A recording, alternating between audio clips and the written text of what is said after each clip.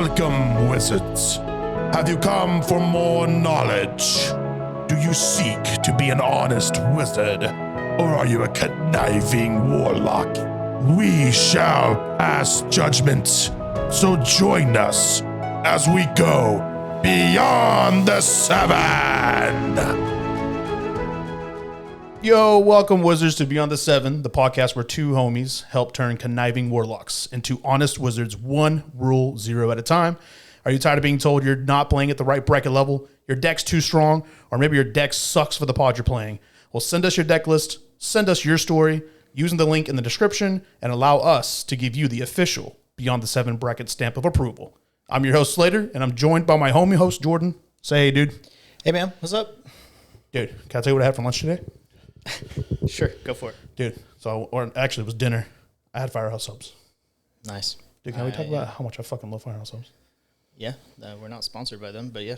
Can we not talk about it? I don't know. I don't know if that's an issue. So I go there and I wanted the large. And it was a spicy grilled chicken sandwich. I got a large because it's the only thing I've eaten today. Don't judge me. I know. I need food.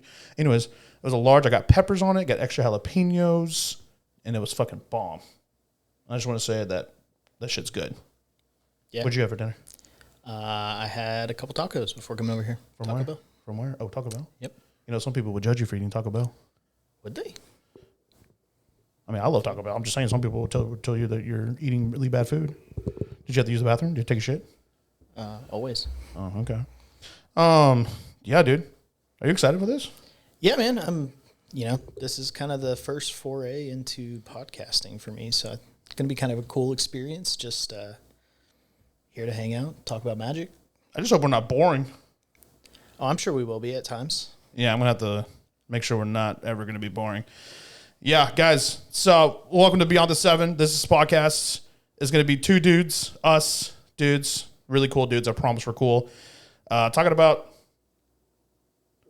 decks. We're going to be taking your commander decks, your stories, reading them out loud to you guys, and we're going to take your stories, analyze those deck lists, and tell you, hey, you're an honest wizard or you're a conniving warlock based on the deck you presented to the group.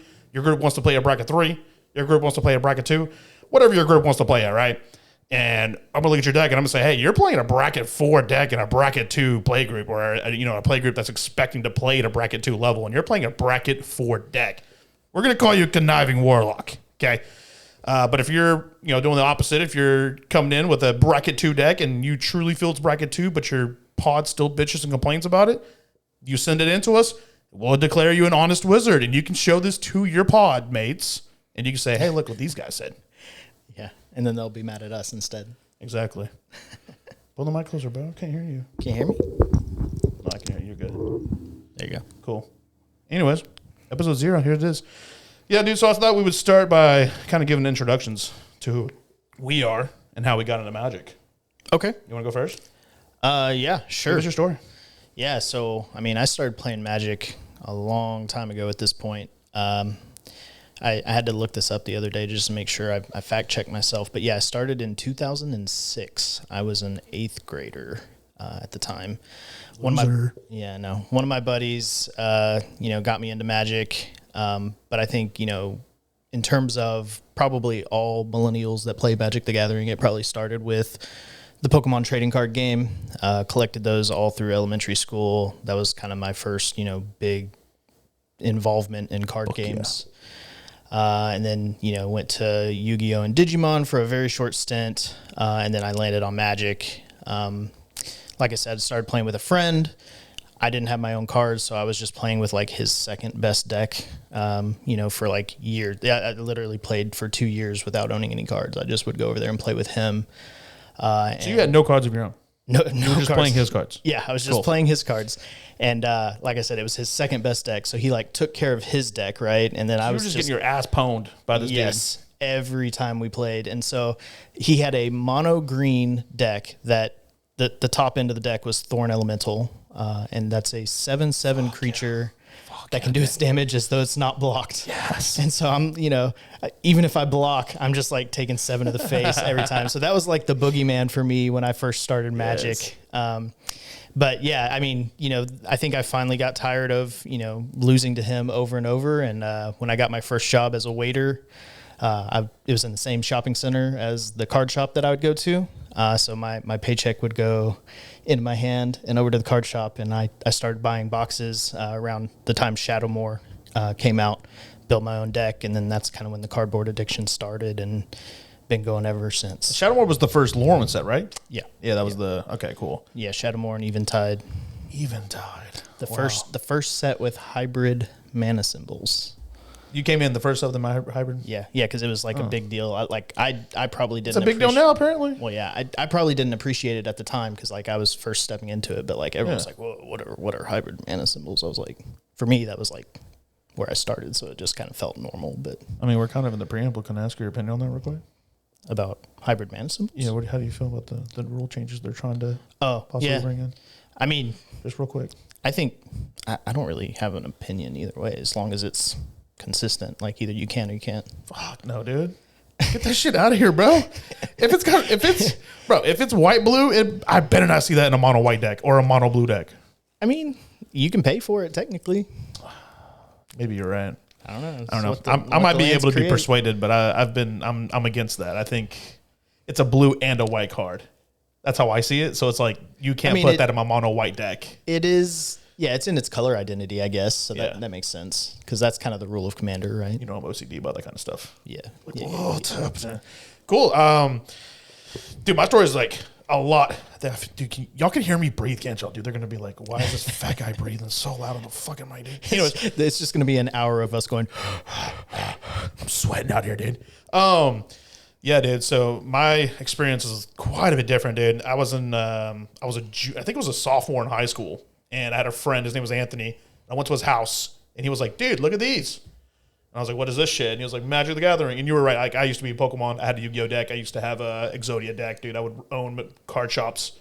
My card shops back then, there were books a million at tournaments with that deck. You can hate on me, chat, or YouTube comments. Don't give a shit. They're probably gonna hate on me for that. It was a great deck. I won mini games. Anyways, but yeah, I went over to his house and we didn't even know how to play the game, right? So he just gave me like 5, 6 cards, whatever. It was like I opened up 2 booster packs and he opened up 2 booster packs. We made a deck out of those. We had no lands. There was no use of lands. And we played that shit like War. You ever played War? Yeah. Where you flip the 2 cards over and you're like, oh, my mana symbol's higher than your mana symbol, so I win. But if it was a creature, we would go to power. Oh, my power is bigger than your power, so my creature wins. I get a point. That's how I played Magic for like 2 weeks. And then I was like, I don't think we're playing this right, so I moved on. What clued you in on that? Dude, to be honest, there were just other things I was doing. Like I used to be really big into. I was gaming at the time. I was playing like Command and Conquer and all these other games with some of my other friends at the time in high school, and so I was just way like, this is cool and all, but I'm gonna go play my video games instead. Yeah. So it wasn't more that I knew I was doing it wrong. It was more of I just was not that interested in it because back then Visitrex was like the beast. Visitrex, if you don't know who Visitrex is, I don't even know what set it's from, but that's the set that I first ever experienced Magic. So if y'all want to put that in the comments chat or YouTube, please do so I know what set I started because I have no clue what set that was. You know what set that was or no? Maybe like 7th edition. Well, it had to be after Shadowmoor because you said you started in 8th grade and we're in the same age because I started like sophomore year. So it has to be after that, right? A couple years after that. I don't know. Visitrex is old, man. Yeah, dude. You might have had some old cards. The Naked Mole Rat Rabbit, dude. I think it was like a 6/5 or some shit. I don't know, but it was like for 6 man. It was ass. It was so bad. If I recall, I think it's a 6/6 for like 7 mana. Yeah, it's ass. Yeah, it's really bad. Terrible. I should have it up right now so we can read it for the. But anyways, all you need to know if you're listening is that it's a very bad creature for the audio listeners out there, and it was destroying me. You would flip it over and then nothing beat it. Nothing beat it. So that was my first experience to Magic, and I was like, I don't know what this is. I'm good. I'm moving on. So I quit. Didn't go back to it after like 2 to 3 weeks stunt or whatever it was. And then college, which by the way, that's how we met. Yep. Maybe we should have talked about that, but we'll get. I'll share a little story about that afterwards. But we met in college. Maybe I'll just go into it now. We were both math majors at Texas A&M, at the same classes, and we were like, hey. I turned around and was like, dude, you want to do the homework with us? Yeah. And you're like, yeah, I'll do homework with y'all. Just trying to get answers. That was literally my first class in college was that calculus class. And we became acquaintances, at least after that first day of doing homework. Dude, you were like my best friend right away. What are you talking about? Oh. The fuck do you mean acquaintances? Oh, okay. God damn, I was in love. Anyways, yeah, and then we got together. We started doing homework together. We didn't really like hang out that freshman year. We just saw each other pretty much every day for classes. Because we had no choice. Yeah, we were forced and we to. started doing homework together, and then we hung out together, and then it just kind of snowballed. And then what happened was sophomore year in college, I started going to your place like every day after classes because I would hang out with you and your roommate who also played Magic. Yep. And I would start picking up Magic and playing Magic with y'all. Yep. And I was like, okay, this is really cool. You actually learned the rules. I learned that lands actually matter in Magic. Very, very, very important, by the way, if you didn't know that, guys. Lands matter. They're very important. And y'all took me to a card shop. It was my first time ever going to a card shop. And we did like a draft or something. I don't remember what it was exactly. It might have been a draft event or some kind of limited event. I don't know what it was. We did. And I loved it. I was just like, this is so cool. Like, they were passing packs. I was taking cards, passing the pack, getting a card, whatever, building my own deck with it and stuff. Yeah, draft. It was so fun, man. And I just remember just being like, dude, this is so cool. And then, like, I didn't really, like, get too into it at that time. It wasn't until you showed me Commander decks.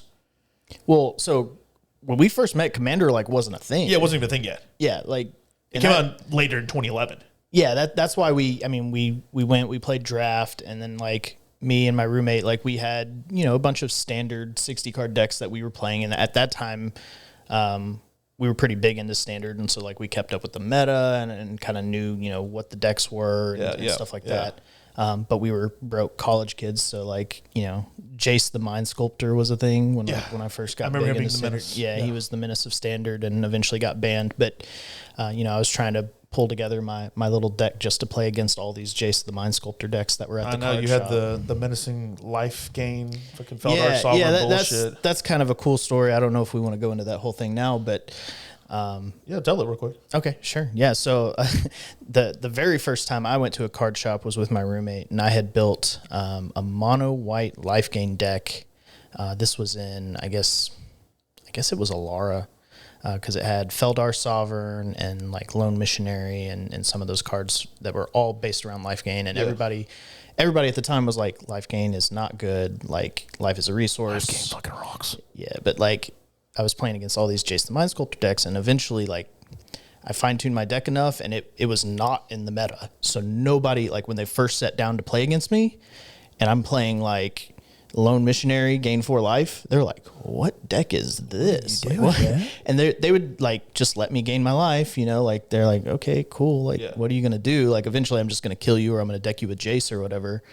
But then I played Feldar Sovereign, and I have what's the land? The Myria Sky Ruin, that if you have 7 planes, you can bring a creature back every turn. Yep. And eventually that Feldar Sovereign just keeps coming back and back and back and back. And so I was Feldar Sovereign people to death, and it was cool. I won the very first and really only Magic tournament that I played in for standard.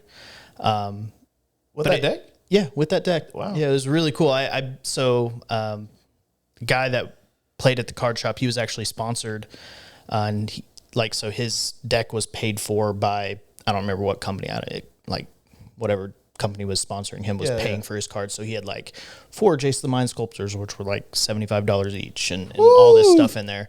And, I had my Feldar Sovereign deck going. Yeah. That shit was like 20 cents. Yeah. And so at the very end, it was me and him, and I kept playing this Feldar Sovereign. He kept removing it, and eventually it stuck. And he was like, he called his friends over. He's like, dude, look, I'm about to get Feldar Sovereign to death, and that's I won because I had more than 40 life. Damn. And that's how I won my first Magic night, and it was cool. It was a really cool experience. Your first standard event. First standard event, yeah. And only standard event? I think, yeah. Well, no, not only, but it was the very first one I ever did, and then we obviously went back to the card shop several times after that and played again. But I was gonna say, because it wasn't too much longer after that, continuing my story now, where 2011 hits and Magic 2011 released, and that was when they dropped the precons with. Cardor gave was one combo. They had the Kali of the Vast combo. I don't remember who all the other commanders all the Elder were. Dragons. The other were dragons. mixed in There was there, the Zedru Greathearted, which had like some of the other dragons, and then the I'm forgetting one. Damia, Damia was the Sultai. the Sultai one. Yeah, there was 5 of them, if I remember correctly. It was 5 drops, and I didn't even see any of this. I just played a couple of draft games with y'all that when y'all brought me whatever. Right, it wasn't until you and your roommate at the time had went and bought a couple of these, or maybe y'all bought one each. I don't remember exactly how, but you came back and you were like, "Yo, Slater, you want to try this?" And I was like, "Sure." And you were like, "We're here, have this," and you had your Cardor Ghost Chieftain deck. You were in love with Cardor. Yeah, that's how we we affiliated you with. You're the Cardor player, right? That's how we associated you with. And then for me, you're like, here, play Gave, the backup commander. Yeah. Which, by the way, looking back on it, I think Gabe was the better of the two of those. For sure. For sure. Yeah. But so I got started on Abzan, just because you kind of put me on it. And Gabe, I loved Gabe. It was so much fun. That's pretty much the story, because as soon as I played that commander game and I played Gabe and you were on Cardor and we had the other people there, I was just like, this is it. Yeah. And this is it. I'm locked. Yeah. And it blew up because we had you, me, and my roommate playing at the time. We had, a couple other guys that we knew in college. We taught them how to play. And then eventually, the following year, we moved into apartments next to each other, and we taught all 4 of each of our roommates to play. And so anytime we wanted, pretty much, we could say, hey, can we get 4 to pull up for a commander game? And we always had people to play, so we could play anytime we wanted, really. Yeah, that's when we have the infamous 8-player game stories that we. Those got a little long, again, and dude, there was one we played. I remember sophomore year when you lived at that place, and I think we had more than 8. Yeah, we had it was 10. It was at least. Yeah, we shouldn't have done that. And we didn't finish the game. Remember, it went to 6 in the morning or something. We literally just called it. We said we got to stop. We cannot keep playing this game, and that's what we learned. Never do that again. We've never tried that ever again. Yeah, but that's. So we've been playing Commander since honestly 2011, since when that set dropped. Yeah, as soon as Commander started, we were playing full fledged, and we got sucked in right at the beginning, and we've been here ever since. And now that's pretty much all we play. I don't. We're veterans. Yeah, I don't keep up with Standard really anymore. I don't play any Modern or any of that kind of stuff. Fuck that shit. I did play it for a very, very short period of time, but no, Commander became the thing, and it kind of became the thing everywhere in Magic too, right? It's the most popular format now for everybody. This kind of is a nice segue into the next thing I want to talk about real quick. This is kind of still an introduction to who we are, what we do, how we play Magic. Back in the day in college, we got into this. We were broke. We were not. We didn't have money, right? With this, yeah. And so. You know how I am. I'm ADHD, very hyper fixated on things. I get very crazy. You're the same way. On your phone, you were just building decks left and right on the Decked app, right? It was called Decked, right? Yeah. You got me to get the Decked app. I started, bro. There was one. The very first commander deck I built on my own was Croesus the Purger.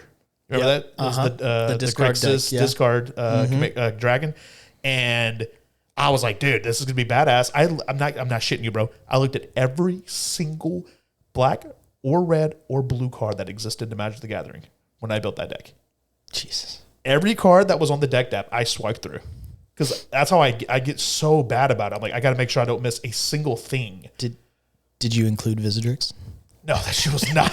That shit was gone, bro. Fuck that shit. That's a blue card, man. You looked at it. I looked at it. I did see it. I looked at it and was like, whoa, memories. Like, no. But what I'm trying to get at with this is after I build the deck and we're looking at it, there's a price, right? The Decked app would show you a price, and you're like, wait a minute. Yeah. I can't. What? You want me to drop how much money for this shit? Hell no. I can't do this. So, we started thinking about it, what are we going to do? How can we venture into this land of this new territory of, gold called Commander without breaking the bank? And I didn't even have a bank to break, right? I had no bank. Yeah. There was nothing. Yeah, and one thing we ultimately decided, and this is where the story is going, is we started printing proxies, right? At the library. We got so many free prints from the university to, print out things for notes and things. And a lot of times we weren't using that. We were writing our notes by hand. And so we had like 100 pages we could print per semester or whatever it was. I think it was like 50 free prints a semester or something like that. I don't remember the exact number, but basically we were like, they told us we were supposed to use that for notes. Yeah. We never used it. But we did use it for magic cards. We did use it. Yeah. So, but it was cool because like, you know, what we noticed is in our play group, when we were buying actual cards, some people were spending more money than others. So their decks obviously were better than other people. Yeah. So then by doing proxies, it leveled the playing field because everybody in our group started printing proxies and it brought all the decks to the same power level, right? Like everybody could have access to the best of the best cards and kind of optimize. It's kind of funny to say, right? Because a lot of people would say it would have the opposite effect. But that's why I think we had a play group. You said it just now, but we had that play group where the people who did have real money bought real good decks, and they were very powerful. Yeah, and we were getting smoked with our Corridor gave out of the box precon decks that had. Yeah, I mean those are the first precons ever. And if anybody in here is popular or familiar with Magic or Commander and have been around for many years, you would know that those precons were not very good. They were not very synergistic.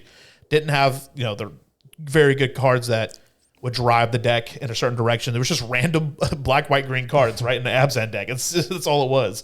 And dude, we were getting wrecked by Arkham Daxon. It was Arkham Daxon Mono Blue and these other decks, man. And there was just no way for us to keep up. And so when we started building our decks, we were just like, okay, we got to build this way to help kind of keep up with what's going on.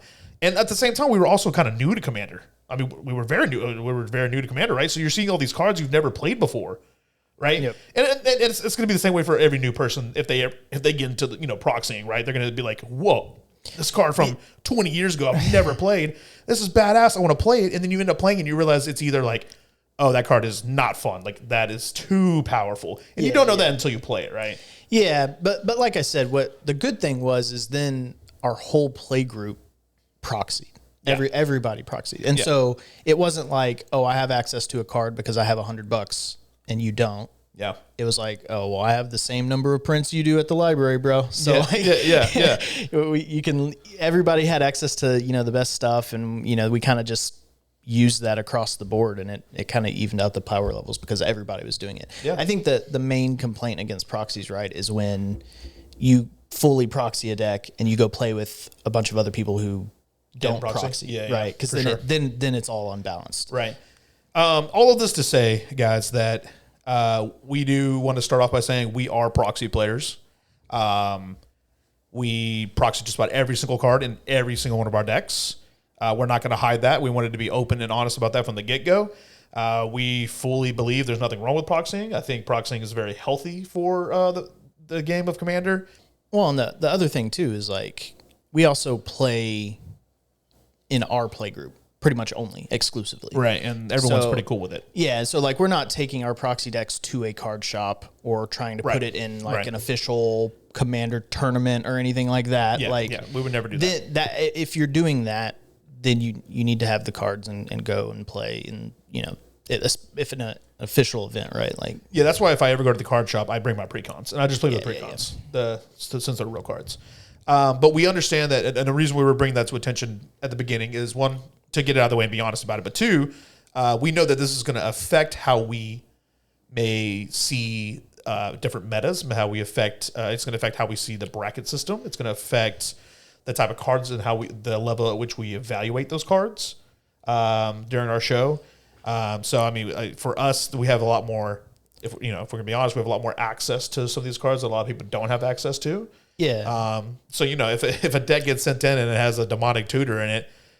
For us, it's like, oh, demonic tutor. Okay, it's already back at 3, right? It's like you got a game changer in there. Maybe we'll have a talk about like what bracket really is, right? If it's really a bracket 2 with just one game changer in it, but to them, they're like, this isn't a problem. Like, come on, I have one demonic tutor I own in my entire collection, man. If you see the rest of this deck, it's nothing. It's like very low power, very low synergy. I just have one random demonic tutor, and that's the kind of. So like we might be a little what is what the kids say, jaded. We might be a little jaded when it comes to those type of things. But is that what the kids say? I think so. I think so. Know. I don't know. I'm fucking old now, dude. But yeah, I mean, I think for me the biggest thing is like I don't like when I'm building a deck. I don't take card availability or price really into consideration, right? Like if it's $100 card, like I'll slide it in because I can proxy it, right? Or some of these cards they've only been printed once, and like you just can't find them anywhere, except for a digital image online that you can proxy. So, I mean, I think if you look at some of the decks that we've built, right, like we probably take some of that for granted. Yeah, in terms we definitely of what we build. Yeah, we need to talk about that, bro. I'm tired of seeing Shieldred in your decks. The Apocalypse, is that the full name of it? Yeah, I'm tired of seeing that card, bro. That's a mono black staple, baby. In every deck? Maybe not every deck, but you put it in every deck. Don't do that. It's always good. Yeah, so just to end with that, we're just saying that we understand that our evaluation of what a bracket, let's for example use bracket 3 because we tend to we try to stay in bracket 3. Our bracket 3 is not going to be the same as another playgroup's bracket 3.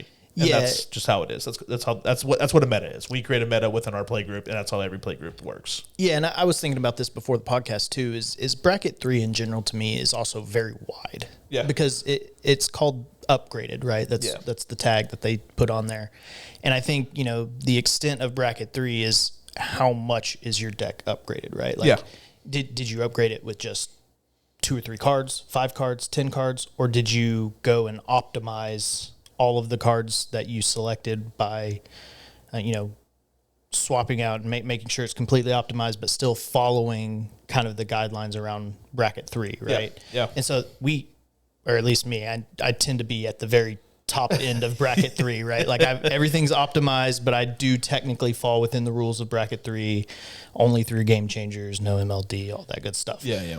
So, well, in your opinion, in my opinion. Some of your decks. Anyways, moving on. Yeah, so let's talk about the purpose of the podcast. What are we trying to achieve with the podcast? What are we trying to accomplish here? And I have a note here. We're going to discuss. We're gonna coin these 2 phrases as a technical rating and a loose rating. And what that means is when we evaluate these decks that everyone's going to submit to us. Hopefully, people submit to us. Hopefully, you love us. I know. Dude, I'm going to buy a better camera. I promise, YouTube. I don't know if it's the camera. I don't know if it's the background. It just looks so boring and bland. Anyways, I'm going to fix that. I'm going to try to make it look better. But yeah, any comments, by the way, on how to make things, if we sound weird or if we look terrible? I got a haircut for the podcast. I don't know. He didn't say anything about the haircut, but okay. Anyways, fuck you, dude. Anyways, but yeah, so loose rating we're going to talk about is going to be something that's like, this is where I really feel the deck falls. So, for example, if there's a deck that has, let's say, 1 game changer in it, by technicality, so technical rating, it would be a bracket 3 by default. Yep. But that doesn't mean that when we look at that deck, I truly believe it's a bracket 3 deck. That's what the point of this podcast is gonna be, is really looking at a deck for what it is, breaking down the cards that are in it, the strategy involved. The power level of, are the lower level cards, higher level cards, mid tier, is the synergy there? How many tutors? Is there any MLD? All that stuff, which we're going to go into here further. But again, we're just trying to help people get a better understanding of how to interpret the bracket system, how to read the bracket system, maybe help them even guide them to having a better and more efficient Rule Zero conversations, right? Because if you can better evaluate the bracket system and gauge what your expectation is for a game of Commander, you can sit down and maybe have an easier time expressing that to the pod and saying, hey, this is what I'm looking for, which, bracket 3, I'm looking for this part, this specifically. If you're running, these types of effects or these type of cards or this type of strategy, maybe it's not for me. Yeah. And I mean, I think, if nothing else, we can give, people who submit their decks just a second opinion, right? Just to bounce off, and they can say, hey, I think I fall here. You guys let me know. And that's kind of the point of what we're doing here. Cool. Yeah. All right. Let's give our overall thoughts on the brackets here. I kind of have a little, I know you kind of took some notes too, and I kind of took some notes here too real quick, but I think the way I'm going to do this is I'm just going to do a brief read. Just going to do like a little brief read. You can just listen. Go for it. I'm not going to try to go into deep into this. We'll probably put a image on the screen so you can follow along with us as I read this. This is the Commander bracket system that was released in October of 2025. Yeah, 2025. Yep. The most up-to-date bracket list.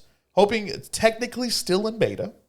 Has not been finalized yet, but we're close apparently. We're gonna go off of this. This is what we're using. This is gonna be the keepsake of the show, the most important piece. So let's talk about it real quick. Starting with bracket 1. So bracket 1, the keyword here is theme. It's called exhibition. Players should expect decks to prioritize a goal, theme, or idea over power. Rules around card or commander legality to be flexible if all players agree. Win conditions to be highly thematic or substandard. Gameplay to be an opportunity to show off their creations. And you should be expecting to play at least 9 turns before anyone wins or loses. So, and some of the key takeaways they put at the bottom here: restricted by theme, no game changers, no mass land denial, no extra turns, no 2-card combos, and that includes game enders, lockouts, or infinites. Exceptions can be made for highly thematic cards.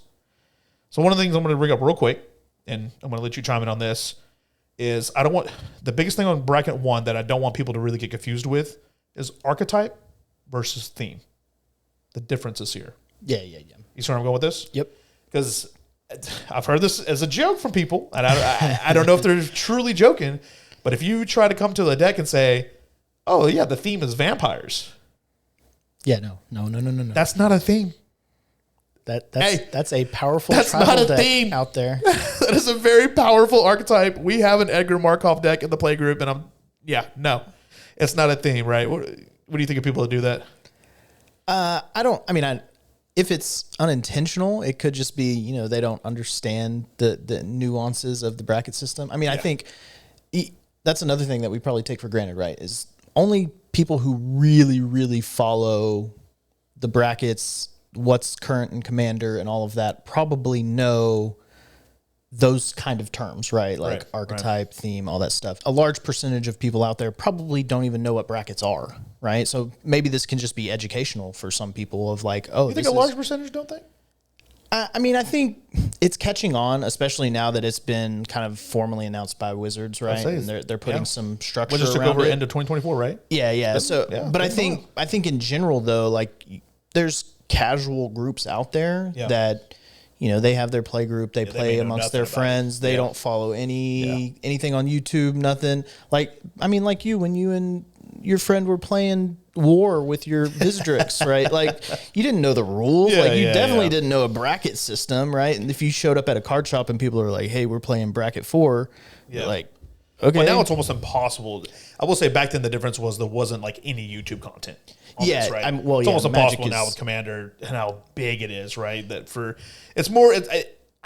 my opinion, I think it's more likely that they never heard of the brackets than they haven't, given how information is so popular with Commander and Magic these days. And I'm sure if you go to a card shop and you don't know what a bracket is and they say, hey, we're playing bracket 3, you say, well, what is bracket 3? What is bracket 3? Somebody's going to explain it to you and then you'll know, right? Yeah. No. I highlighted decks to prioritize a goal, theme, or idea over power. These decks are not looking to win. That's not the purpose of the deck. The purpose of the deck is to showcase some kind of theme. And I'm going to give you a couple of examples here. These are not archetypes. These are themes, right? The difference. A theme could be something like, every card in my deck has the word commander in it. Every card in my deck has a character or some sitting, or maybe just a chair, just some kind of chair, whether a character's sitting in it or not. It has a chair in the art, right? Yeah. I've seen everybody has a hat is a very common example. And I'll just throw my 2 cents in here. I've heard this analogy before, and I thought it was pretty good, and it kind of clicked with me. Was like, if you think of a game of Commander as like running a race, and you're trying to get to the finish line and win, right, by a certain turn.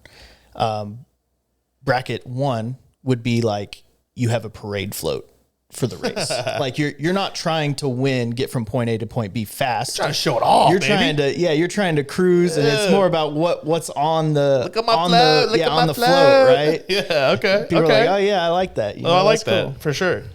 All right then. So moving on, because there's not a lot to talk about there. To be honest, we don't have any bracket 1 decks.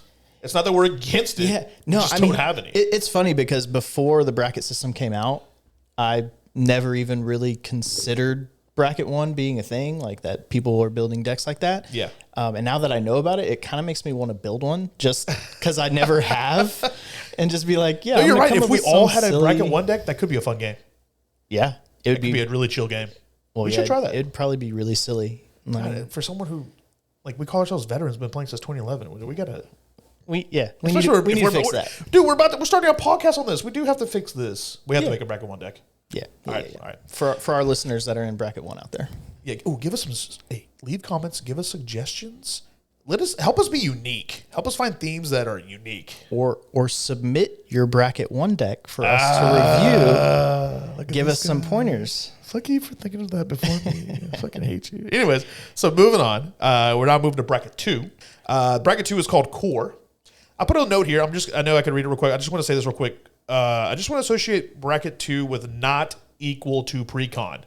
That is very important. Yeah. And then they talk about it in the articles. I know Gavin Verhey in his articles, they talk about it. Other Wizard-related articles are released on this.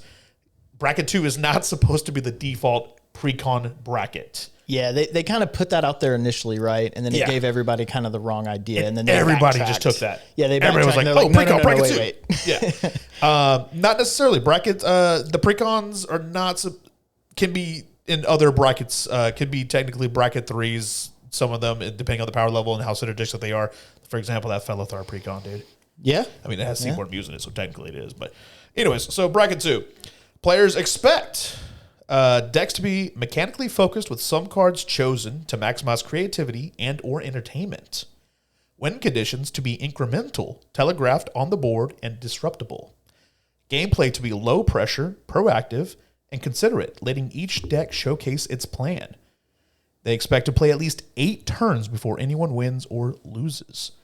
The criteria at the bottom: no game changers, no mass land denial, no chaining extra turns, and no 2-card combos, which includes game enders, lockouts, or infinites. Yep. So one of the first things I highlighted here real quick was, I think the big thing here is to maximize creativity and or entertainment. I do want to say it's not creativity in the sense of all my cards have a chair in them, so I'm following a theme that's a bit different. It's more like this card is cool because it does this, which is not that great of an effect, but it still can kind of synergize with what my deck's trying to do. Yeah. So this is what I always think of bracket 2, right? Is like you're playing cards that all tie together. They're cohesive, but they're probably suboptimal picks, and you're picking things more because you think it's a cool card, or you like a specific card, you like to play that card, or you just don't get the chance to play that card in any other bracket. Yeah. An example of this is like Lux Cannon, where it's a 4-cost artifact. It comes in, it has to like tap for like 3 turns in a row before you can destroy a permanent. And it's always fun when you get a Lux Cannon to go off, so that it like builds, and it builds like the anticipation of like, oh, what am I going to destroy? Yep. And I mean, this is without doing untap shenanigans where you like do it all in one turn. Right. But like just playing a fair Lux Cannon that it's going to sit there for 3 turns before it does anything. That's cycles. Yeah. Bracket 2, right? Bracket 2 for sure. I think another example is like suboptimal mana rocks. Yeah. Like 3-cost mana rocks. I mean, like a good example would be like the border post cycle, right? Like they come in tapped. You have to like return a land to your hand to put them into play and all this stuff. But it's like I could just be playing Arcane Signet instead of those. It's cheaper. It doesn't come in tapped. Wait, I thought the border post tapped for 2 mana though. No, I don't know. I'd have to go back and look at them, but I don't know. I could be wrong. But in general, you don't see border posts in bracket 3, 4, 5. I guess that's probably why I don't know what the fucking card does. I don't know. Right. Yeah. But you're going to see Arcane Signet, right? Because it's more optimized. So that's my point. Is you're playing suboptimal things. Not that, there's nothing wrong with that. It's just, I think this is where a lot of times if you just have your collection of cards and you're just like, oh yeah, I'm throw this in because that kind of works and this kind of works. And you kind of have a mix of things that all kind of go together. And that's kind of how you get bracket 2 decks. Yeah. I also highlighted the word incremental when conditions are to be incremental and telegraphed. I like that part. We've kind of been having a riff lately in our play group of going between bracket 3, bracket 2. What do we want to see in our gameplay switch? We've done a lot of talking about it. In light of the podcast, it's been really good for us to have those kind of conversations. But I do think there's and maybe we talk about this in a preamble in another episode, but I do think that I highlighted that because when I read that earlier today, I was like, I think this is kind of what I like. I like seeing, oh, that's what that deck's trying to do to win. Oh, that's what that deck's you see it coming. I see it coming. I can see it building. I can disrupt it eventually. Yeah. But I don't need to disrupt it right now. Right. You can kind of time it. And Yes. Yeah. If I don't have the disruption right now in my hand, it's okay. And I actually made a note in the next part where gameplay, it says to be low pressure and proactive and considerate. I actually put low or slower interaction to allow this to happen, right? In this bracket, I think you're going to have, you'll have interaction, but it's going to be more expensive. It's going to be, the mana value is going to be higher for these type of interactions. So definitely slower. Probably not as like flexible, because we play some that have either multiple target removal or the ability to remove like an artifact versus and or an enchantment and or like a creature, right? Yeah, more narrow removals. Yeah, for sure. Okay, so that's bracket 2. Moving on to bracket 3, the one that we're most familiar with. The difference between 2 and 3. This is what I meant to say earlier. The word staples is now where that comes into play. That's what they have in the bracket system, saying, hey, that's the biggest difference between 2 and 3s. Now we're looking at staples. So this is called upgraded. Players should expect decks to be powered up with strong synergy and high card quality. They can effectively disrupt opponents. Win conditions that can be played from hand in one turn, usually because of steadily accrued resources. Gameplay to feature many proactive and reactive plays. Expect to play at least 6 turns before anyone wins or loses. Additional criteria includes 0 to 3 game changers, no mass land denial, no chaining extra turns, no 2-card combos before turn 6, which includes game enders, lockouts, or infinites. So, yeah, we can go into this a lot. I have some notes in here, some things I was thinking of, because, again, we've been having kind of a riff in our own group here. I did put in one of the notes, the decks to be powered up with strong synergy and high card quality. It sounds great when you read it out loud, and obviously that's what we want our decks to do. But that does kind of automatically kind of push you in a realm where it's going to be less creative, if that makes sense, because now you're seeing more of these staples that you're going to see more and more often come across and be added to your decks. Yeah, I mean, this is where you get into optimizing things, right? Like there's certain cards that are going to be strictly better than pretty much anything else you can play in that slot. Right. And so those cards, when you're building in certain colors or certain styles, it's like, well, yes, you are definitely going to include that card because it's just the best card out there that does what it does. It's the best in that slot. Yeah. Yeah. 100%. The part where it says, so win conditions that can be played from hand in one turn. I put anticlimactic endings are not fun. Yes and no. I don't know that I necessarily agree with that. I'll use my own Xenagos deck as an example here. Fuck that deck. Yeah. I mean, so for those of the listeners, Xenagos, I mean, he comes out on the field, he's an enchantment, he gives something haste, and he doubles its power when it comes into play. So the whole point of this deck is you get Xenagos out on the board, and then you're going to drop a threat from your hand. It's going to have haste. It's going to swing that turn. Nobody knows exactly what it's going to be. I think everybody, when you're playing against Xenagos, everybody's scared. Everybody knows that it's not going to be good. Yeah, like not good. Yeah, you know you're in danger when it comes to that turn and untaps and Xenagos is on the board, right? Yeah. But I think those can still be fun, right? Like. Maybe I'm biased because I'm the one playing the Xenagos deck, but I think it's fun. It's like, oh, what's going to happen? What's going to come out? What are we going to have to deal with? Dude. So I think for you for sure. Things coming from the hand and being win cons can be fun. I do get your point in some scenarios where it's just like we were having a cool game, epic game, dude. My board state, his board state, that person's board state. Everybody's cool, got lots of stuff. There's lots of swinging, and then somebody's just like, oh, I just play all this and win. Somebody just plays Umbral Mantle and 3 elves already on the board. Yeah. We'll talk about that too. Yeah, eventually. Let's just go ahead and say it. I'm probably going to be the one. I'm the bitching and complaining one of the group. He's the hater. I'm the hater. Hey, but I probably represent a good 50% of the Magic community, and you represent the other half. That's fair. That's fair. Yeah. And we still play with each other like every time we can. Yeah. No, it's fun. We have fun, right? Oh, yeah, sure. So yeah, you're going to see a lot more higher, more cost-efficient interaction in this bracket as well. Some free spells, not as much. Bracket 4s, we're going to see a lot of those, and I have that listed there, but maybe just a couple. probably with some kind of like cost to it, right? Still like a cost, not a mana value, not a mana tapping mana for it, but maybe like a sacrifice, a creature, or some kind of cost, which tend to be also synergistic with the deck you have those kind of cards in. But Yeah. all right, so bracket 4, moving from 3 to 4 now. Oh my gosh, I'm having technical difficulties here. Here we go. So the difference here, the keyword here is speed. This is called optimized. See, that's what I'm saying. You use the word optimized for bracket 3, and bracket 4 is opt. No, that's what I'm trying to tell you. Your decks are not bracket 3, bro. Your decks are bracket 4. No, see the Oh, difference. see, Chad, listen, YouTube, listen. This is what I'm talking about, man. No. Listen, my decks are optimized up to the point where they meet the bracket 3 standards. Optimized doesn't show up till bracket 4. Dog. Okay. No, but listen. Optimized, you're playing any number of game changers, any number of tutors. Yeah. So to me, the biggest difference between bracket 3 and bracket 4 is going to be how consistently you can do the things that your deck is supposed to do. The most powerful things your deck is supposed to do. Okay, let me read it real quick. So optimized, players expect decks to be lethal, consistent, and fast, designed to take people down as fast as possible. They do not adhere to the CDH metagame. Winning conditions to vary from archetype to archetype, but can end a game quickly and suddenly. Gameplay to be explosive and powerful, featuring huge threats and efficient disruption to match. Players should expect to play at least 4 turns before anyone wins or loses. Extra criteria is no deck restrictions at all. Yep.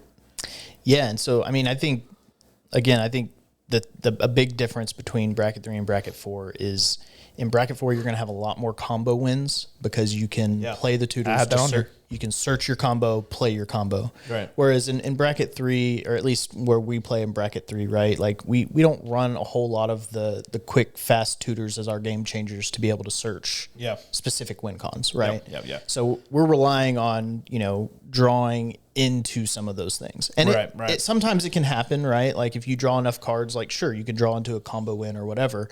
But in bracket 4, you're building your deck specifically to search that combo win as fast as possible and play consistent, right? That's the key word here. It's consistent. Yeah. That's the word I highlighted here. I put in my note, don't care about being creative. At this point, you don't care about creativity anymore.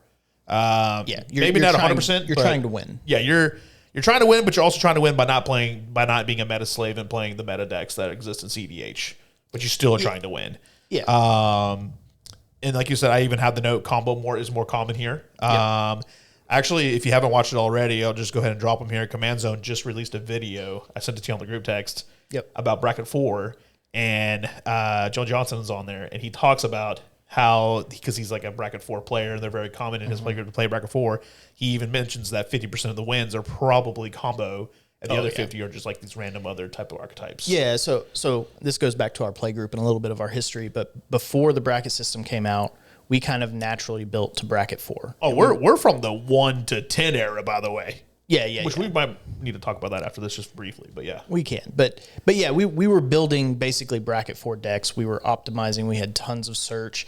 And I know when we were playing that way in our play group, I almost always made sure, regardless of what deck I was building, that I had multiple combo lines. Yeah. Because almost all of our games were ending in combo. Yeah. It was very rare that you just got an overwhelming board state and you were just killing people by we had to keep up.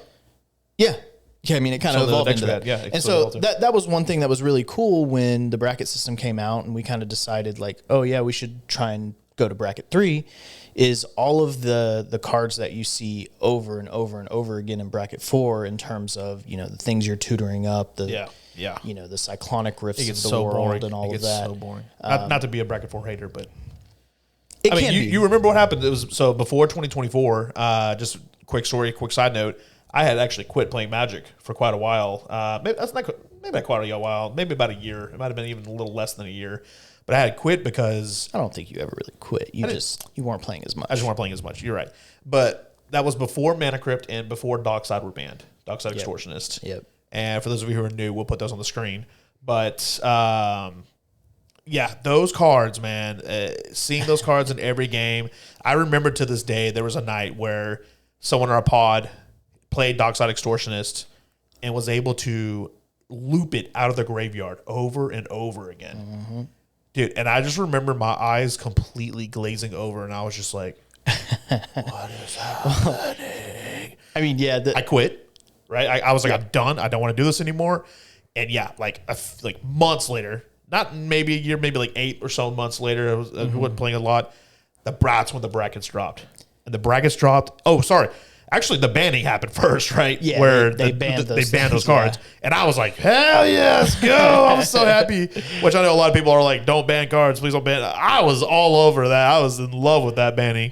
But then even more later when the brackets came out, I was just like, wow, I love the direction Commander is going. This is what I needed. Yeah. Yeah, it did kind of, make it refreshing to where you're not seeing the same cards over and over again. And it definitely got to the point, like with Dockside, like you mentioned, where if everybody's playing Dockside in their deck, if someone got one, like then somebody's like copying it, stealing it out of someone else's graveyard. And so it only took one Dockside to like take over the whole playing experience, right? In the pod. So it was good. I think, we see a lot less of that now because you only get, when in bracket 3, you only get 3 game changers. Right. And I think we still see a lot of the same game changers in our brackets, but it at least keeps other things away, right? Yeah. Like, I also put on here free spells. You're probably seeing a lot more free spells in this because especially since you don't have any card restrictions, you're playing all the free spells that are game changers at this point. Fast mana, all that stuff. So, and then I'll be honest, we're not bracket 5 players. Back in the day, we may have had like fringe CDH decks, if you want to call them that. Yeah. I'm going to give it a quick read out of respect. Just talk about it real quick. So the difference between 4 and 5 is metagame. That's the key word they use here. Yep. So players should expect decks that are meticulously designed to battle in the CDH metagame with the ability to win quickly or generate overwhelming resources, often built using existing CDH knowledge, tools, and or deck lists. Win conditions to be optimized for efficiency and consistency. Gameplay to be intricate and advanced with razor-thin margins for error. Players prioritize victory over all else. Games could end on any turn. No deck restrictions. Yep. So that's bracket 5.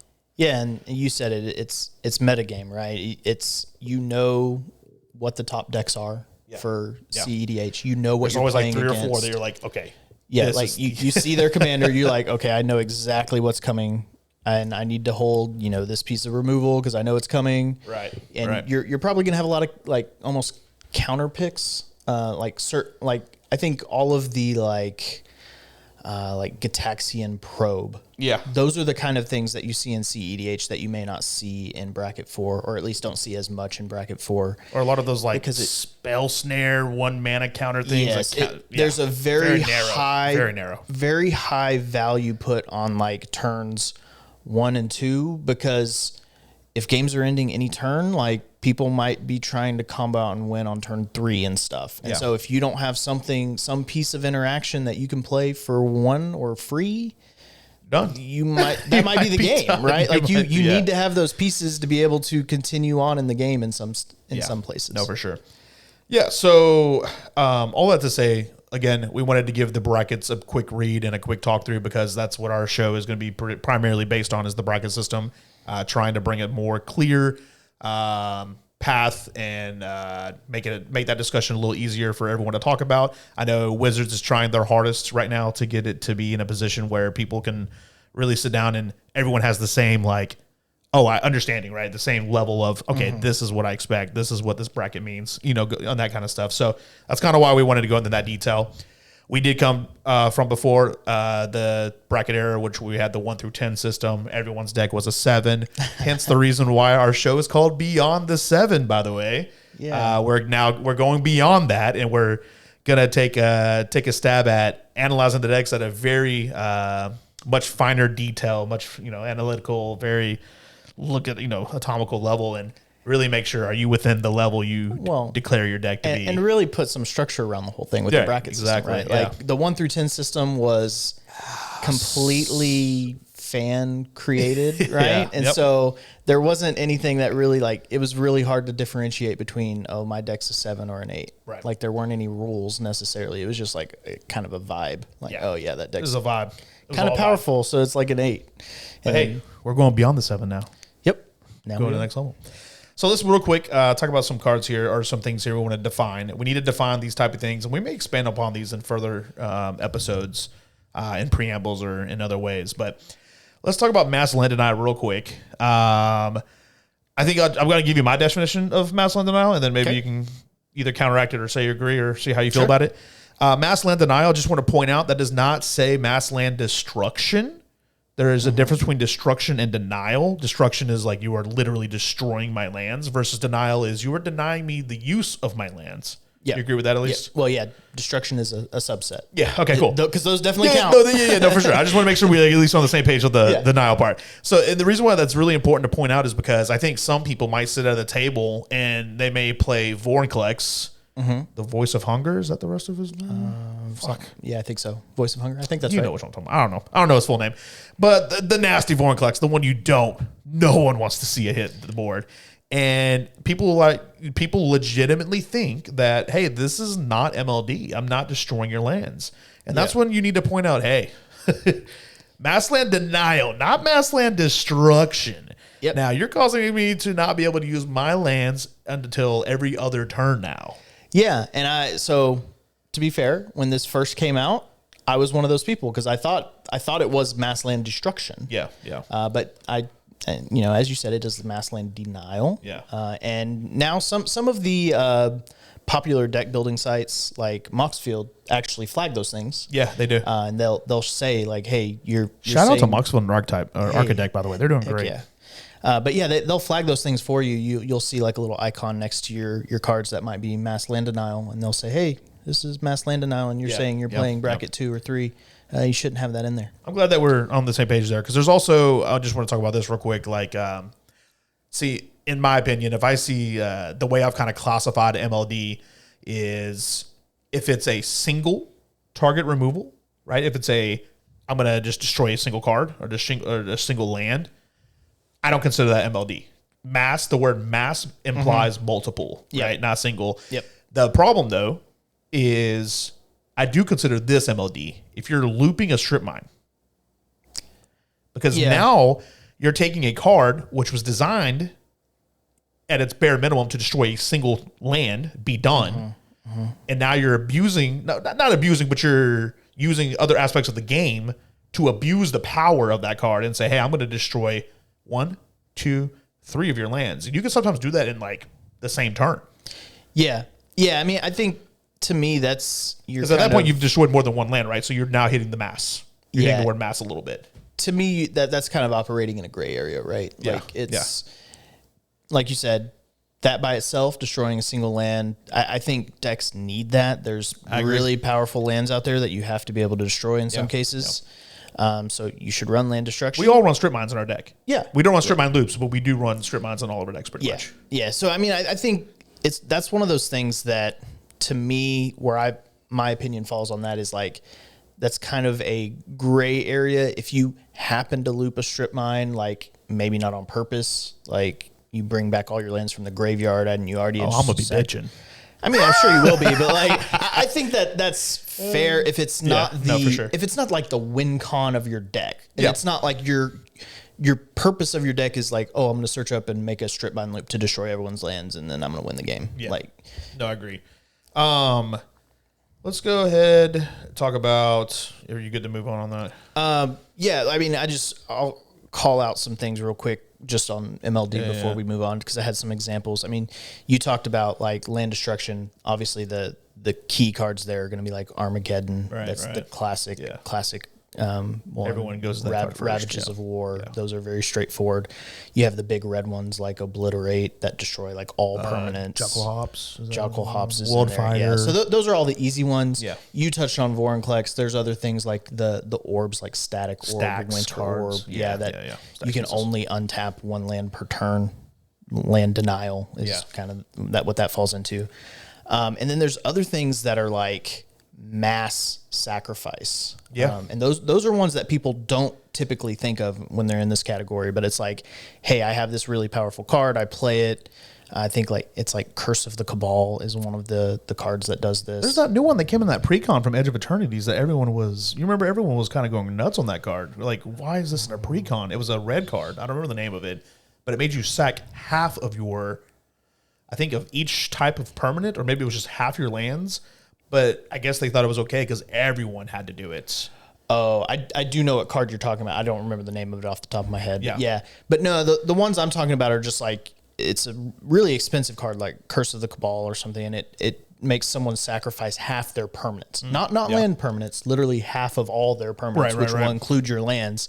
And so that's obviously destroying multiple lands in a single turn. Yeah, because that's how I felt about that card in the pre-con, was people were raving like, hey, they were getting mad about it. Like, why is this in a pre-con? This is MLD. And there were so many people that were arguing not MLD for that card.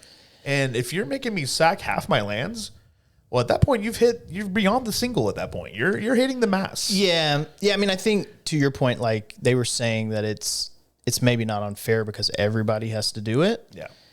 So it's whether it's unfair or not, if you're hitting more than one, you're hitting mass lands. Yeah. Well, and it probably, if you're running that card, you're probably playing it in a deck where you can take advantage of that. So let's talk about chaining extra turns now, and talk about what that means to us. And in case you're wondering why we're going into detail on this, I know this video is going to be a long one. I just realized we're going kind of long. Yeah. I see the time up there, and I think it might be okay that this episode's a little long because we kind of need to define who we are, how we're going to look at these things, how we're going to move forward, because they need to know, like, this is why we consider this MLD, this is why we consider this chaining extra turns. We'll try to speed it up here, but chaining extra turns, in my opinion, where I'm going to go with this or how I define this, is not necessarily the sheer number of extra turn spells you're playing, but the ability to play those extra turn spells, then play things like Archaeomancer or Snapcaster Mage, or even having top deck manipulation that allows you to go tutor and search for those type of cards and continue to put those cards on top of your deck over and over again. Yeah. And you're literally, as the word says, chaining. Right, you are making it so that when you take an extra turn, during that extra turn, you have prepared yourself to be able to cast another extra turn spell. Yeah, I think out of all the categories that we're talking through here, to me, this is the hardest one to kind of define very easily, because, and maybe you don't agree, but I do actually think the number of extra turn spells you run could impact this. It really could. If you're running like 15 to 20 extra turn spells, you're going to see them. Yeah, I agree, exactly. I agree. So maybe you get by like running 3 or 4. You're not going to have them all in your hand at one time. Yeah. Well, maybe you could in a weird situation. But yeah, if you're running like 20 of them, like obviously your whole strategy at some level, if you're running that many, is like, okay, I'm going to take an extra turn and hope that I draw another extra turn to do it again. Yeah. There's some notorious commanders for this, right? Like Narset. She swings. She gives you Master. She gives you like a handful of cards off the top of your deck. Actually, if she swings, the game's over. Well, yeah, because you're going to chain extra turns and continue to go. No, for sure. I agree with you on that. If there's the number of extra turn spells you could have also play, I do think it does play into it. I think I kind of meant like more like if you're, and you said it, if you're playing like 3 of them, 2 or 3 of them, just because maybe it synergizes in some other way. Cool. Or maybe it's a cool card like, God, what's that extra turn card, dude? It has Prowl with fairies. Or rogues or whatever the creature type is. But it like synergizes with the deck. So it's like, it's one of those things where the extra turn is like a bonus. Like you're playing it for one reason, but if you meet a certain criteria, you get an extra turn out of it as well. It's like, oh, okay, cool. That's really cool. Yeah. What I'm curious on your opinion of this, because I thought about it earlier. What's your opinion on like a Rift Lock? Is that taking extra turns? Like a Cyclonic Rift Lock? Yeah, like you're casting Cyclonic Rift every turn. Cyclonic Rift, everyone gets everything bounced to their hand. They technically like your Kinesos deck? No. Not like that. Yeah. But they all get a turn, right? Okay. So you're not chaining extra turns necessarily. Yeah. But you're basically rendering everyone incapable of playing anything, and then you play it again the next turn and it just sets everyone back. So you're the only one having effective turns around the board cycle. I see what you're saying, because then if you're the only one effectively taking a turn every turn cycle, it's kind of like you're chaining extra turns. Technically you're not. I see why you're bringing it up. I would say to that player, like, why? Like, are you having fun doing that? And maybe you are, but it's like, in bracket 4.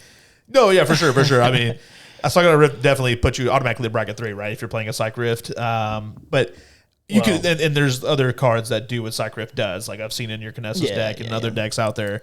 I mean, we'll get into more conversations about the funness levels of certain archetypes and certain things, but that is a very interesting one to talk about. My opinion on that is don't do it. Next thing we're going to talk about 2-card combos and infinites real quick. Let's go ahead and talk about those. We kind of have a house rule in our group of we just don't like, I don't want to say we don't like combo. We're not a big fan of. We strictly say 2-card combo. I will say personally for me, and I have kind of bitched about this a little bit. 2-card combos that maybe require other things, but those other things are real easy. I feel like should be no-goes as well. Yeah. And I'm gonna hate on you just for a second if it's okay. Go for it. This is just it's just a good example. When we played against your who's your Elves commander? Azuri the other day. And you casted Umbra Mantle. And everyone knows when you see Umbra Mantle hit the field, like there's no good reason for Umbra Mantle to be hitting the field. You see Umbra Mantle hit the field, you're like, what's about to happen? And you're immediately looking at your hand for, do I have a counter spell? Do I have removal? How do I get rid of this? How do I not let you have Umbra Mantle? And it was also because it fell into that category of like things were kind of going crazy that game. And people had crazy board states. And just out of nowhere, Umbra Mantle, you have 3 elves, which is, okay, at that point, by technicality, you're more than 2 cards. I get it. But you're playing an elf ball deck, bro. Like, it's not hard to get those elves, man. It's so anticlimactic. And I'm sitting there, I'm like, okay. That just came out. Dude, that fits that bracket 4 description where it's like just cards from their hands suddenly win the game. I read that earlier today and I was like, no, Umbra Mantle. That's on bracket 3, bro. You can win suddenly from your hand. It says it right there on bracket 3. Yeah, dude, it's not fun, bro. Anyways, but yeah, 2-card combos, infinites. And I do want to be clear, it does say infinites. So on the brackets, it says infinites too. So that means like, even if you have the ability to take 2 cards and create infinite mana, like, technically, you shouldn't be doing that. Yeah. No, and that's a good point because you can take something like that, right, where two cards give you infinite mana. That doesn't inherently win you the game.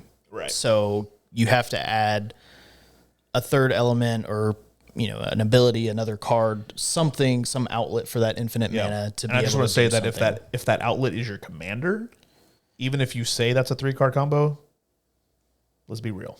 But I don't have any 2-card infinite mana combos. I'm not saying you do. I'm just saying in general. Yeah. If someone submitted a deck and I saw that, I'd be like, that's practically a 2-card combo. I think at that point you're operating in a very gray area. You are you are right on the line of bracket 4. In my opinion. I completely agree. You might be able to justify it, but everyone's kind of gonna roll their eyes and be like, okay. I can already see that this will be the topic that will I don't know if it'll divide us the most, but it'll definitely be the topic of like almost the most gray area. Because you know how I feel about combos in general.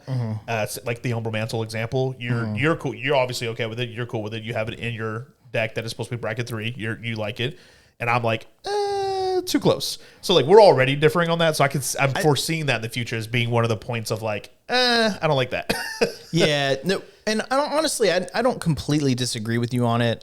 I've thought about taking Umbral Mantle out of that deck for that reason.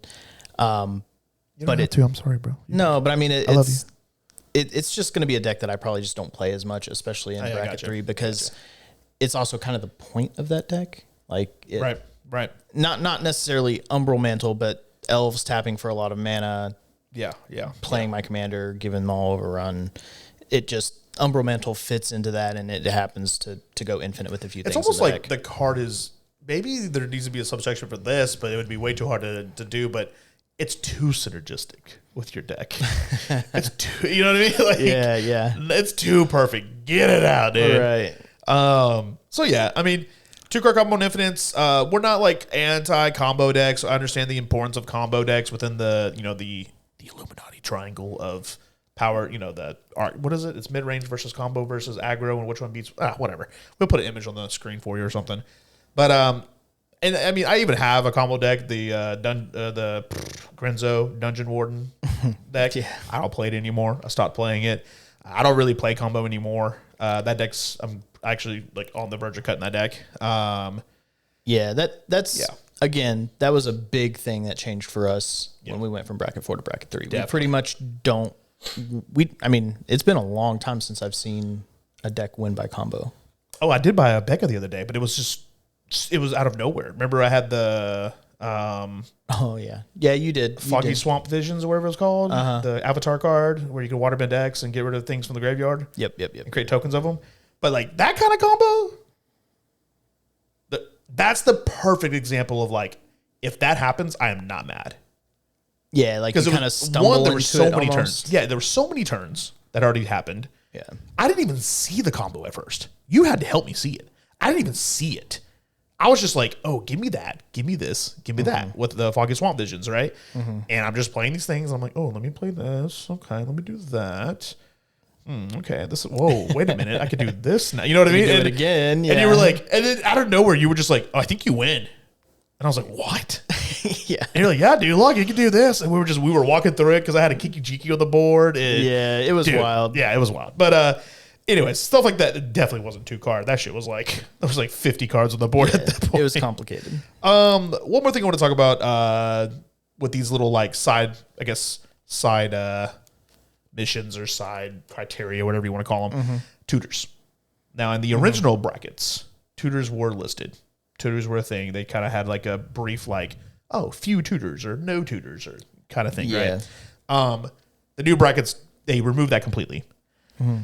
Now, this is more of a personal thing. I think we differ on this just a little bit, maybe not too much, but I'm not a fan of tutors anymore.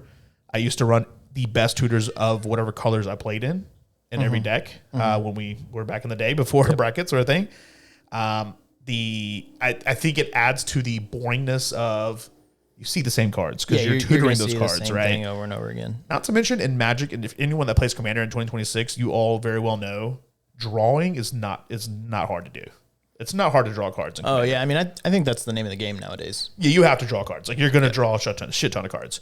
And so I've kind of just gotten to this point now in my building, like when I'm building decks, where I'm just like, I purposely don't put tutors in my deck. One as a kind of just to make a point of like, I'm gonna join the tutor hate group, which I used to always look at those people like, come on, dude, who cares, man? Play the tutors you want to play. Right. And now I don't know what happened, but in the past like year and a half, I have completely switched to their side, and I'm with them now. And I'm like, no tutors. You need to run into it with the damn cards you play, and you need to get into it, build a consistent deck, build a good deck, right? You'll find the lines with the cards you draw, and get there eventually. Yeah, I mean, I think kind of where my opinion is on tutors is like, I don't really play tutors as any of my game changers anymore. Any of the 1-cost tutors, Same. demonic tutor. Right. I play other game changers over those and prefer to draw into those things. I do run, I might run synergistic tutors depending on the deck that I'm playing that are not game changers. Something that's like, oh, search your deck. Like if I'm playing elves, like I have an Elvish Herald in there, like it's going to search my deck for an elf and be able to put it in my hand. Is that picking up my cat? You can hear my cat? Yeah. That's my cat if y'all hey, buddy, we'll be out there in a bit. But yeah, so I mean, I run synergistic tutors in a lot of my decks. I don't really find that those are necessarily like game breaking or anything. Usually they have to be thematic for the deck or synergize with the deck for me to include them. Yeah. Cool. Yeah. I do want to say the thing about tutors is, at least for me, this is where we may differ going forward with the show. The number of tutors you run in a deck is probably going to help me make that decision to push your deck to a higher bracket level. Oh, for just sure. by default. For sure. Yeah. So if you present a deck that you think is bracket 3 and you're running a ton of tutors that are technically not game changers, I'm probably going to say, let's really look at these tutors. How efficient can they be?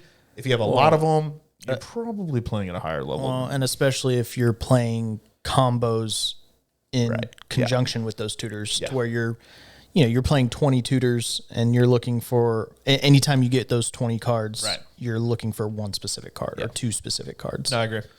Cool. So let's talk about this real quick. What does this mean for Rule 0? What are expectations for Rule 0? There's just an extra notes I have on this. What are our expectations for Rule 0? Don't forget that the bracket is not a hard cutoff for who can be allowed to play or not play in a game. It's all about the Rule 0 conversation and matching expectations as much as possible. What do you think of that? Yeah, I mean, I think, like you said, it's about the expectations of what you're stepping into in the game. Yeah. Like if I come up to a pod and I don't know anybody there, I don't know any of the decks, and they all tell me that they're playing bracket 4, and I'm like, oh, I only brought my bracket 2 deck, I could still sit down and play with those guys if they need a 4th, But you get to make that decision knowing. Yeah, Right. I go in knowingly like, hey, I'm probably losing. So you're this willingly game. accepting that you're going to lose this game. Like, Yeah. If I win, it'll be a miracle Right. type situation, Exactly. right? And sure, maybe that's fun sometimes. Maybe you can pull off a win with your bracket 2 deck and be like, hey, look at me go. Awesome. Yeah. So yeah, I think, a lot of times you can always play up. I feel like it's maybe a little bit scummy to play down, right? Like if Up stomping.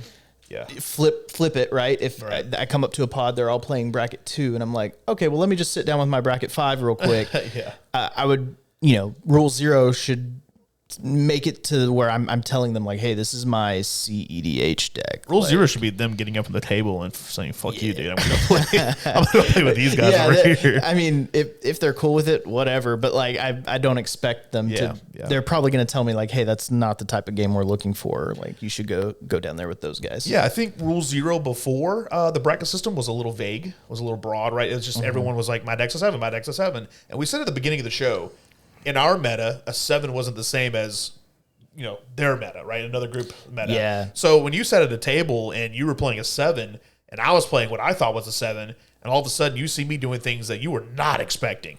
Yeah. Right? Yeah. We're misaligned on many levels here. Right. The bracket system is intended, one, to be spread pretty widely so that everybody kind of has the same understanding of each level. To where when I tell you, hey, I'm playing a bracket 4 deck, Right. That means, okay, he's probably got lots of tutors. He's going to be ruthless trying to win the game. Yeah. He's not quite metagaming in CEDH. Right. But I'm expecting to see a lot of game changers, a lot of consistency from his deck. If I play against him multiple times, he's probably going to do the same thing he did in the second game that he did in the first game. Yeah. So I do want to say that this is like the time where in the Rule 0 where you could be like, also, it's in my opinion, it's better to do this, but announce more than let them know more than you think. And what I mean by that is like, if I sit at a table with a bracket 3 deck, I don't mean just say, oh, I'm playing bracket 3. I think it's okay. I think it's cool, and I think it's a good idea to say like, hey, I'm playing a bracket 3 deck. I run Ristic Study. I run. Like, you can go into those kind of details. Yeah, go into a little bit more detail just to give them context, right? Yeah. Like, because like I said earlier, I think especially bracket 3 is probably the widest bracket where you could really go one way or the other and still technically be in bracket 3. Yep. So the more context you can give people with your Rule 0 conversation, the better they're going to understand and be like, okay, if you're going to play that, I think that sounds pretty similar to something I have, right? Cool. Yeah, no, I agree. I think, even saying things like, I think especially for bracket 3, if you want to sit at the table and just mention like, hey, there is a combo in this deck. I don't have tutors. I don't hit it very often. And it does take like a couple of cards, maybe like 3 cards or sometimes 2, depending on what I have going on. But I could hit that. Don't expect to hit it early, and just being open like that. And if someone did that to me, I'm gonna be 100% honest with you. At LGS, I'm just gonna be like, "Oh yeah, dude, sit down, man. Let's play." Yeah, well, you know me. I'm the last person to tell someone. You're complete opposite. Yeah, you're just more like, "I don't care what you play. Sit down. Let's play, dude." Yeah, I'll play into anything at this point. I figured we might end it by sharing some quick stories in today's episode 0, which is the introduction of ourselves. But maybe share some stories of how we in the past have broken the bracket system. You want me to give you a story first? Yeah, go for it. I have a Sonic the Hedgehog deck. I love it. It's a really cool deck. It was one of the decks I was most excited to build in a while when I did build the deck. I was playing that deck, and it is technically bracket 3, but I did break the brackets. In one game, I had a Smothering Tithe on turn 2 because of the Soul Ring. I was able to get Smothering Tithe out on turn 2. Yeah. And I killed one of our pod mates. I think it was about turn 5 with commander damage. Yep. With Sonic. And it got kind of salty.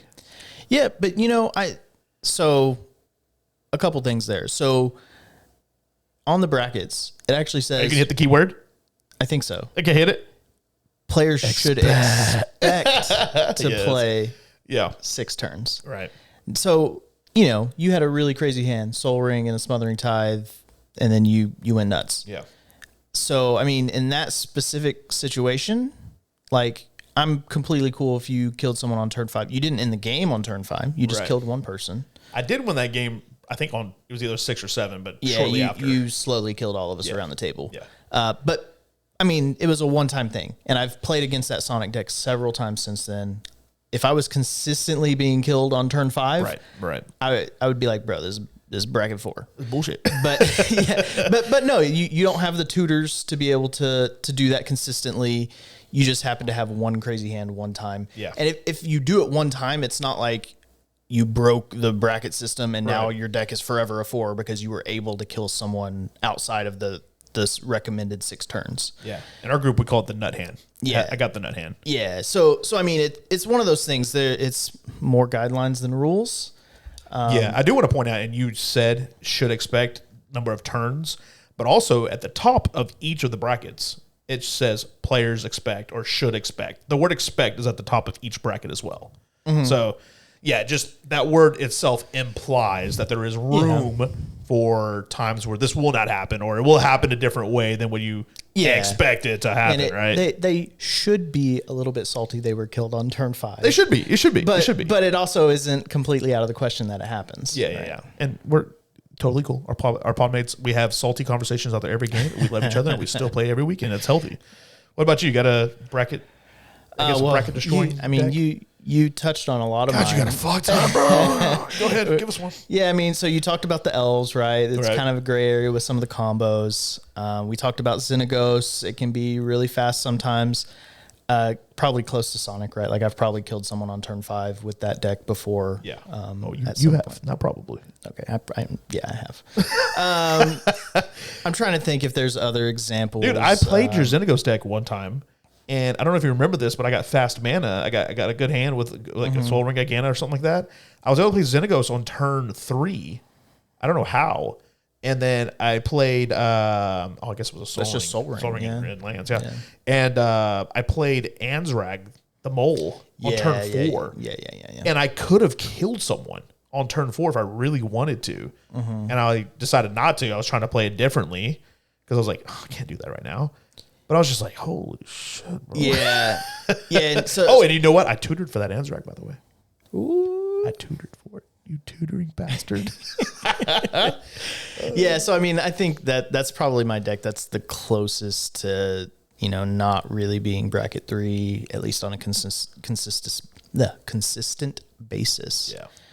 I'm trying to think if there's other scenarios where I've done that. You're pretty good. Well, there was one that you called me out on it. This was a while back. I had an Aloro deck, and I had Sanguine Bond and Exquisite Blood, which is a 2-card combo. Infamous. Technically, you can do that in bracket 3 if it's past like turn 6 or something. Yeah, I do want to. I'm glad you said that because it does say in bracket 3, past turn 6, these 2-card combos are online. You could play them, and you're still falling within. Yeah. I will say in our play group, we kind of have a house rule of just don't play them. No 2-card combos. Yeah, so that was more of a house rule infraction than a true like bracket 3 infraction. Right. I've since kind of taken that out, and my deck's still fine. Yeah, dude, I put it on here. I just want to talk about it real quick. I gave it so much thought, man. I was like, what should we call our listeners and viewers? I called them wizards for this episode, but going forward, what do you think of calling them? You can be honest because we talked about it already, so it's not like it's anything new. But just tell me what you think of bracketeers. I mean, yeah, I like it. Tell us in the comments. Tell us in the comments. I think we're going forward. We're going to call you guys the bracketeers. Go for it. Did that sound weird the way I said it? Anyways, awesome. Yeah. Well, should I start it now with bracketeers or should I? Go for it. Bracketeers. That brings us to the end of episode 0. If you want us wizards to give your deck the official bracket stamp of approval, be sure to click on our submission link located across all social medias and in the description at Beyond the 7 MTG. Share your story if you haven't already. Please think about subscribing to the YouTube channel and or giving us a 5-star rating on Spotify, as this will help us grow and reign supreme across the world when it comes to knowing the bracket system. Yeah. And putting your deck in a bracket level it belongs in. Yeah, exactly. So, make submissions. We need everybody's submissions to keep this thing rolling. Tell your friends, share if you enjoyed the content today. We're trying to build up our base of Bracketeers to get people listening. And I hope that, kind of enjoyed the first episode, getting to know us a bit. Hey, stick around at the end of the, I'll go ahead and just kind of say it now so people know what to expect. But at the end of the episode, we're going to drop we're calling it a bracket card of the week. And going forward in the future episodes, we are going to discuss those bracket card of the weeks in a different segment, and kind of have a fun little segment break, kind of fun little game that's part of our normal show going forward. So yeah, stick around after that. But I have a little catchphrase that we're going to end every show on. All right, hit me with it. And with that, we've passed our judgment this day. Thank you for gathering, wizards. And yes, thank you for gathering, Bracketeers. And yes, we know your deck is indeed a 3. Get it? Because it used to be like 7. We didn't pass any judgment today, though. Fuck you, dude. That's okay. It'll work going forward. All right.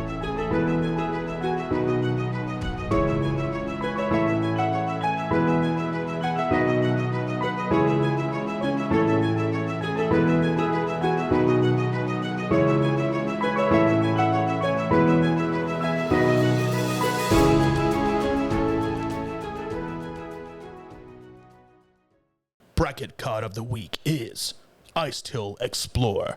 Go forth, Bracketeers. The gathering awaits your verdict.